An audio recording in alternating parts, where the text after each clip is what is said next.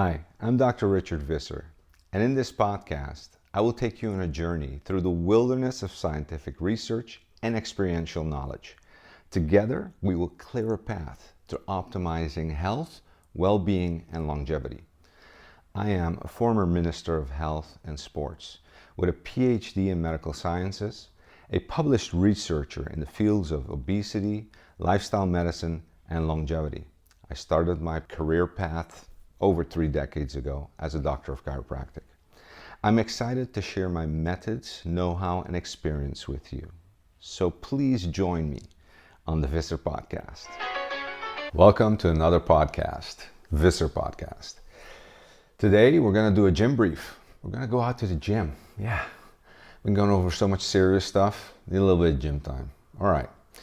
So what I'm going to do today is basically go over a couple of exercises that I think that are interesting for your leg day. So before we start there, I want to go over kind of what your gym routine should look like, your resistance routine should look like. You know, we're talking 3 to 4 day split, depending on, what you want to do. You can go more, that's great, but 3 to 4 day we'll do it with a 30-minute zone 2 cardio separated or at the end of your resistance workout. So when you go in, I want you to be doing, 1 day of just legs, so legs separate. And if you have multiple days that you're doing legs, then you can incorporate other body parts when you're doing the other days. But one of the days needs to be really focused on legs, and that's when you're going to do the big movements and the hard movements. You will be doing squats, you will be doing hack squats, you will be doing the lunges, you will be doing really the stuff that makes it hard. And the reason you want to keep legs alone, because between your legs and your glutes, those are the biggest muscles in your body. So it's going to wear you out, guaranteed. You're not. And if you do, I would suggest doing leg days before you have a rest day. So do it right before the rest day, because you're going to need it. So one of the things that I would do is also include plyometrics in one of the days that the alternative leg day. Okay, and that's going to, basically, it's going to involve speed, it's going to involve directional change, it's going to involve making your muscles and yourself much more athletic. So this is real world sports that you're training for. And so that you can, it helps with everything, not only with sports, but, if you're like me, I barefoot water ski, I snowboard, I windsurf, I'll do, foiling, wing foiling, I'll, go on a horse, I'll whatever. I mountain bike. So I need my body to also be very reactive, to be able to pivot quickly. I need, to have some technical skills in there. So the plyometrics really brings that to the table. So it's an important part. And I'm going to show you just a couple of things there. I'm going to show you a couple of things that I think are interesting in a leg day. And other than that, when you're doing the exercises, I want you to do 5 to 6 exercises, 10 to 15 reps each. And that's just a generalization. You can go up to 30 reps if you want a superset, but don't go above 30 and don't go below 8. And do each exercise 4, depending to 5 sets. You're going to probably stay more at the 4 sets. Okay, for legs, you want to rest 1 to 2 minutes between sets. Progressively overload, so start easy and then move it up. And progressively overload means, increase your weights and increase your reps. Either or. Okay, so here are some variations that can ignite your workout. The concept being that when the muscle, and I'll have the research in the description, but the idea is that if we can stretch the muscle to its max before we start the contraction, we'll get maximum intervention into the muscle fibers.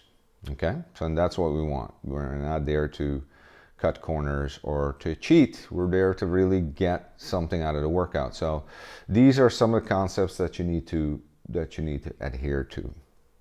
So I'm going to show you how to do this, okay? So we want to stretch the muscle to the max during resistance training. Okay, we're not talking just, stretching as stretching. We're talking while you're doing the resistance training, we want to stretch it. So let's do a warm-up, 4 to 5 minutes on the treadmill or anything you got there. Any, you can do burpees, you can do whatever. Just 4 to 5 minutes, warm your body up, get it circulating. I don't want you stretching yet. Stretching will come later because we need your body warm, your muscles warm before you stretch. Okay, so I'm just going to start with the leg curl. A lot of us have weakness in the hamstrings because it's one thing you don't see, so you don't train it much. Most people that start out might not, focus on the hamstring. So I like starting out with it, and it gets my, it gets my legs ready to do the other stuff, the compound work, which is, the squats and the hack squats and, the lunges and everything else. So I selected the leg curl, seated leg curl machine, because out of all the laying leg curl you have, the standing leg curl, this gives you the most activation of them all because, and I'm going to show you here, because what I do when I get on it, I set the machine to max. So first of all, I look at my knees and I make sure my knees are lined up with kind of where the machine, pivots, the pivoting point, or the joint of the machine needs to be level with my knee joint. So I'm not working against the machine. I need to set up the pads right. And then what I want to do is set up the machine so that I can get maximum range of motion out of the machine. It means you set it up so it's the highest possible in front and before you pull it back. So then when you're sitting in the machine, I want you to kind of grab with your body and pull yourself forward like you're going to touch your toes, but keep it, hold on so that you can stay in that position.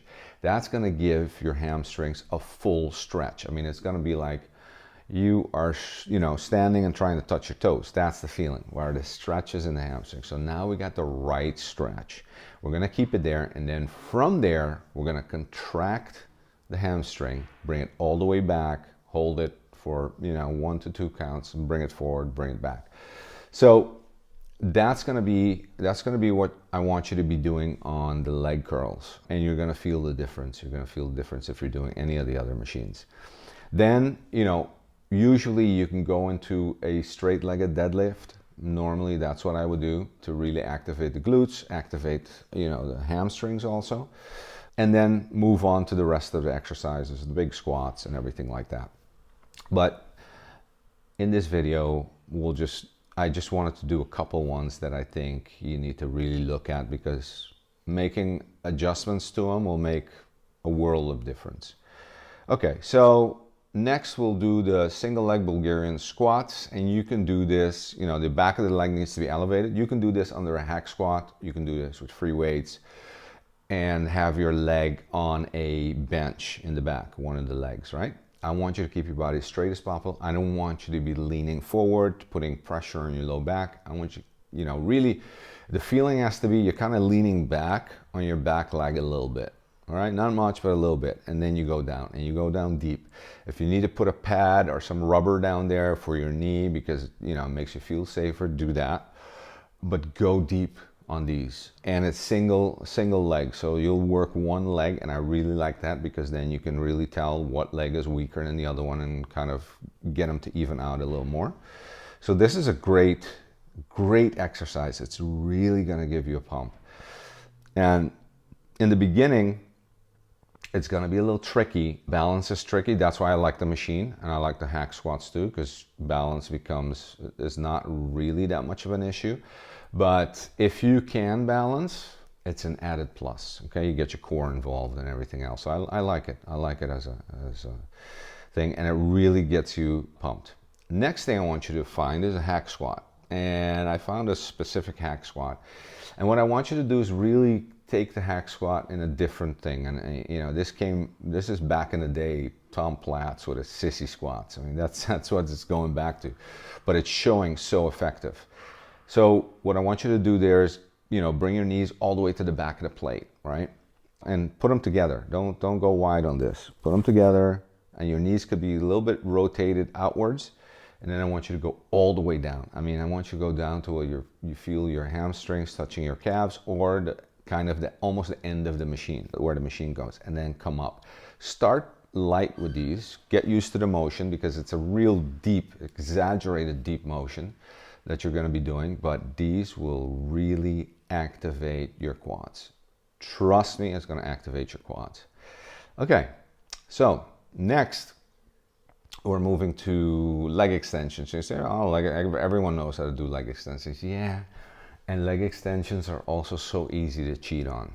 So one of the things I want you to do is set up the leg extension machine just like the curl machine, so that you get maximum range of motion out of the machine.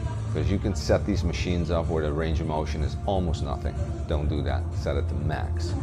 I want you to get in there. I want you to bring the back of the leg extensions machine, so your backrest, as far back as it can go.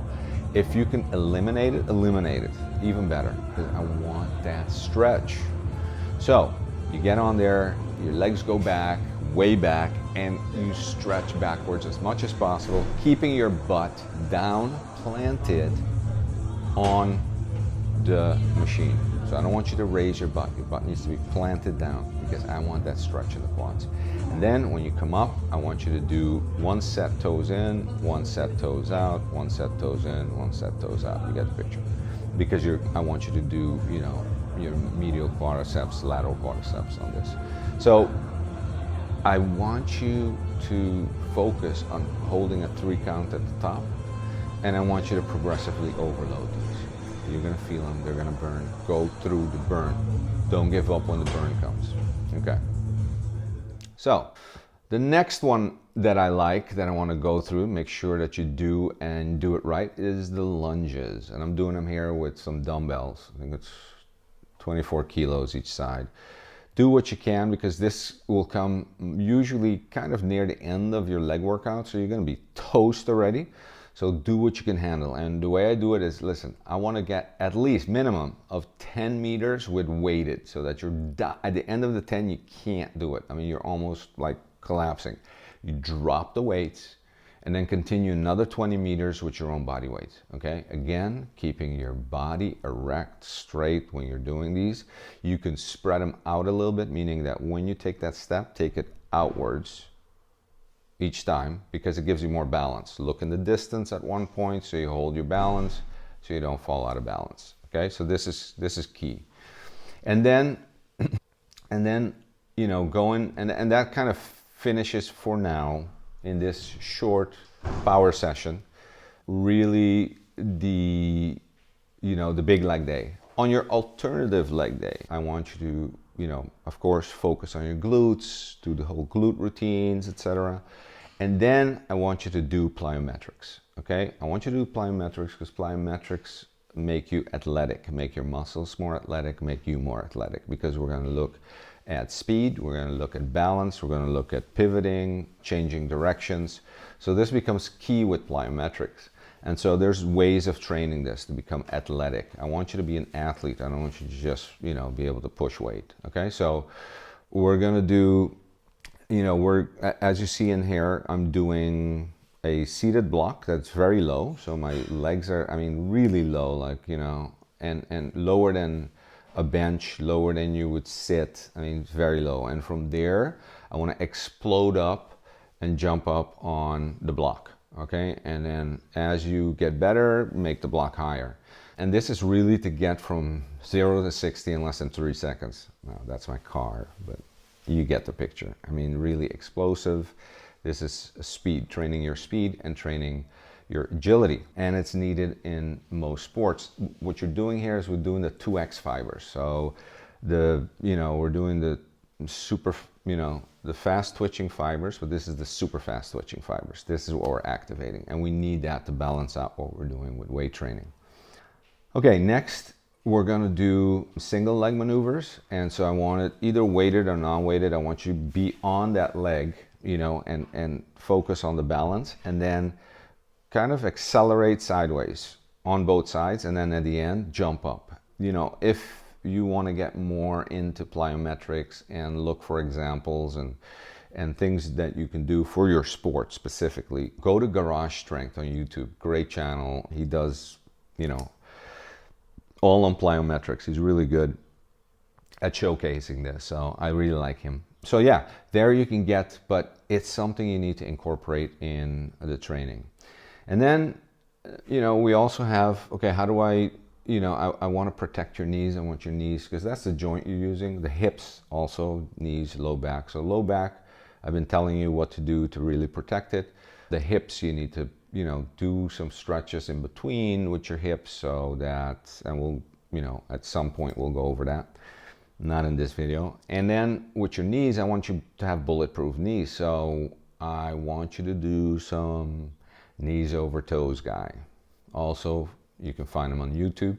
And yes, they bulletproof your knees. So one of the things that we're going to do is we're going to reverse pull the sled. Okay. And the reason I want to do a couple of exercises real heavy in reverse is because we do everything forward. We jump forward, we walk forward, everything we do, all the exercises we do is always forward motion.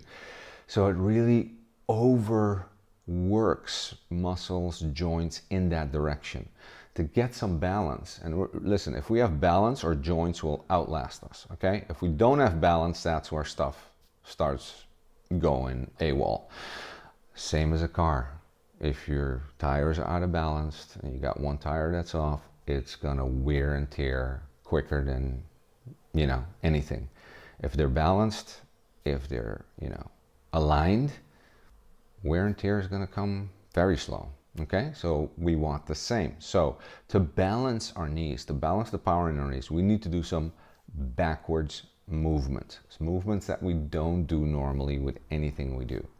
So this is one of them. I go quite heavy here, but start off where you can and just ratchet it up. Okay, and so really with the backwards movement, I'm going full speed. I mean, I'm trying to sprint it out. Now this is so heavy that I can't, but when I started lighter with the previous sets, I was really sprinting. This is slowing me down, but I want my heart rate up. I want to be like dead at the end of that one. Legs, heart, everything. Okay, so it's really one to kind of blow out. And so I'm just giving you some things to incorporate in your leg days, to give you some ideas to get you to the next level. And I think these tips that I'm giving you, I don't want to do a whole routine. You can find whole routines on the internet. You know, I don't need to redo that kind of stuff. But I think here are some tips that can really improve your workout and get you to the next level. So thanks for staying on. Subscribe, ring the bell notification. Let's get going, get to the gym, and let's do this. Take care.